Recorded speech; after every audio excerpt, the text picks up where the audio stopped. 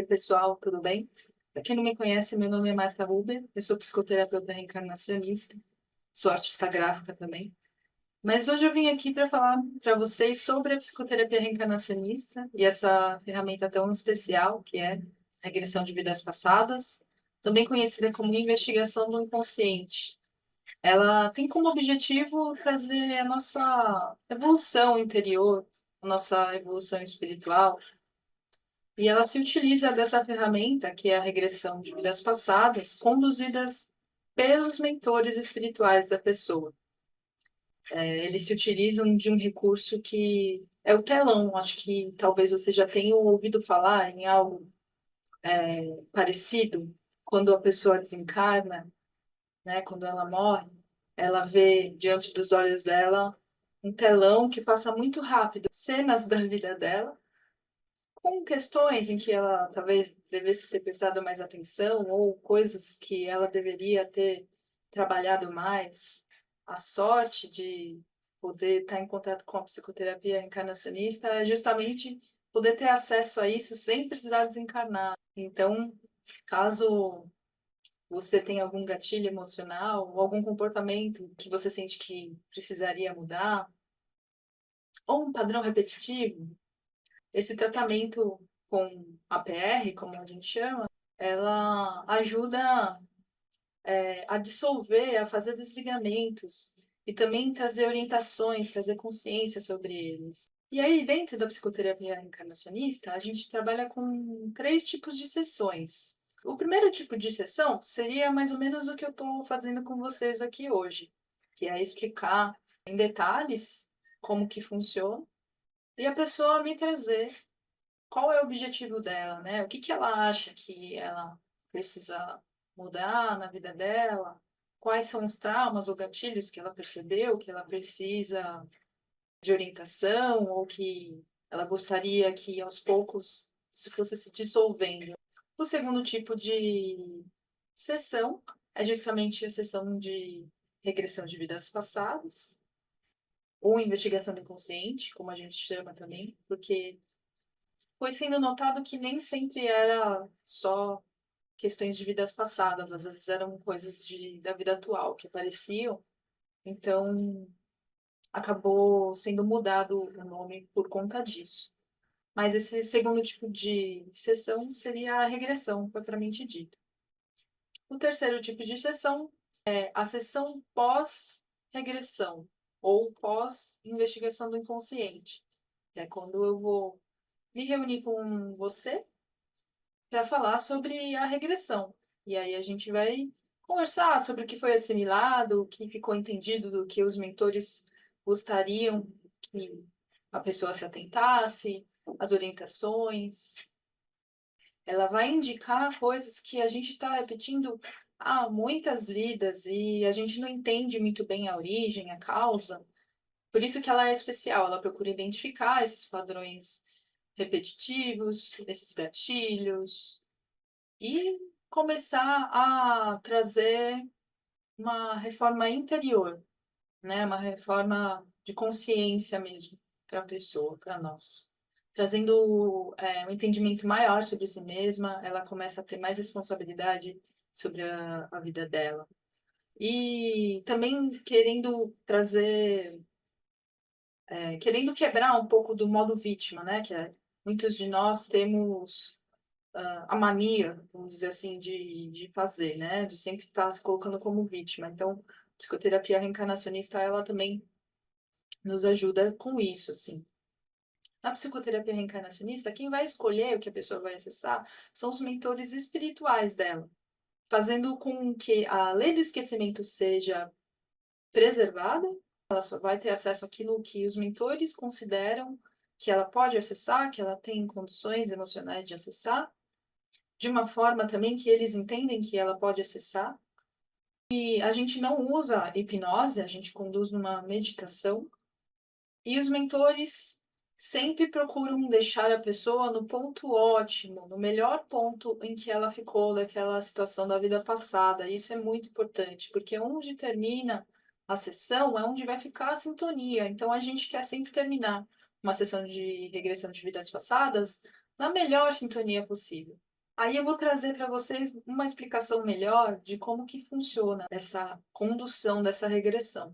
O terapeuta usa um manual que é como é o início de uma meditação guiada, a pessoa vai deitar em relaxamento, vai ter uma música de fundo e eu vou estar o tempo todo, né? Eu como terapeuta, outros terapeutas vão estar o tempo todo conversando com a pessoa, né? Mas de forma a dar espaço também para que ela possa trazer o que ela está vendo e sentindo. Mas enfim, a gente usa um mantra, que é este manual, para conduzir ela a se conectar com os mentores espirituais e para que eles possam trazer o que ela precisa acessar.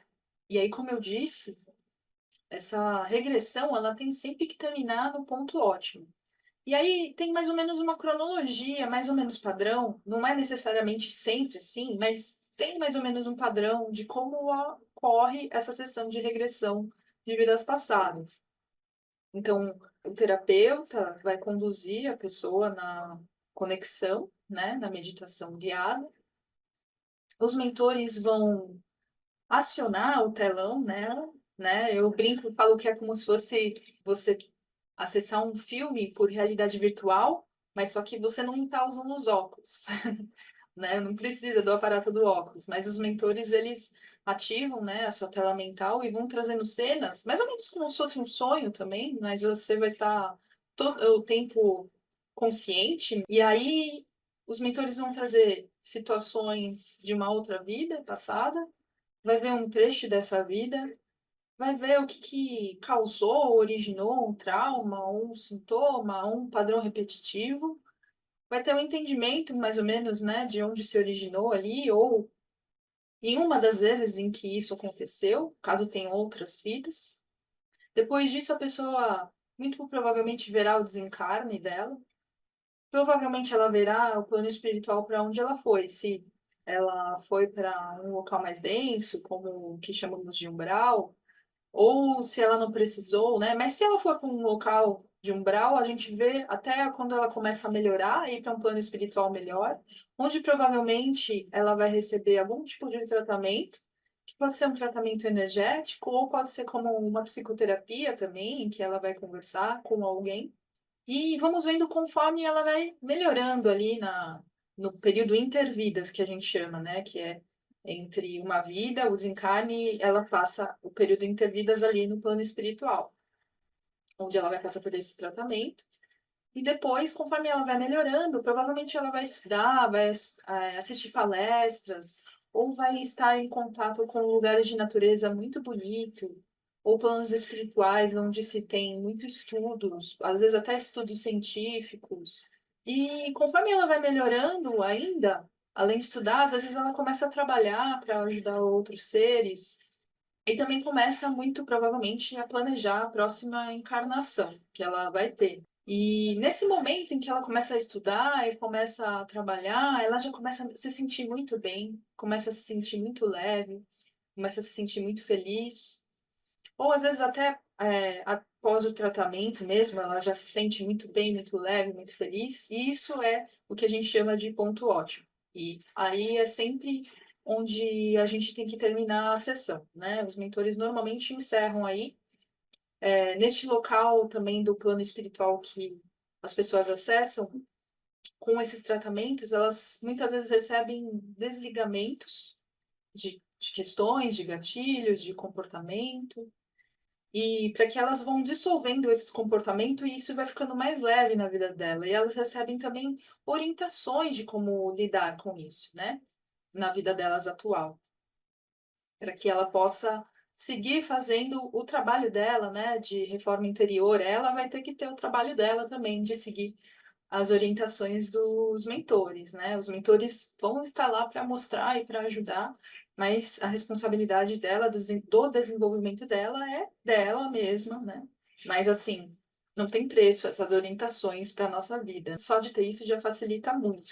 E aí a gente começa a se tornar cada vez mais responsável pela nossa vida. E a gente vai saindo daquele modo vítima de que, tal coisa aconteceu comigo, na infância, né? Então a gente, até por esse conhecimento, de que muitos dos nossos gatilhos que iniciaram teoricamente na infância, eles vêm de outras vidas.